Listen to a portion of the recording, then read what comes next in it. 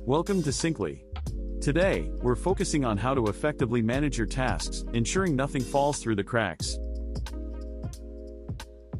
Let's start by navigating to the Tasks section in Syncly.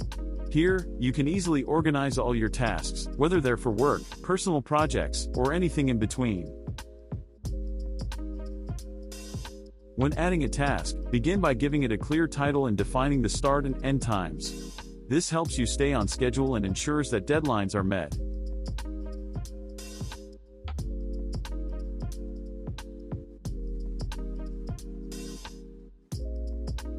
Syncly allows you to link each task directly to a specific project, keeping everything connected and organized. You can also associate relevant events, so your task timeline syncs perfectly with your schedule. Additionally, assign the necessary tools or resources to each task to streamline your workflow. Once completed, mark the task using the checkbox, providing a satisfying sense of accomplishment.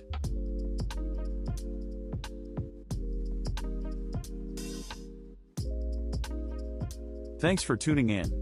If this video helped you, don't forget to like, share with your network, and subscribe for more Syncly tutorials. See you in the next one.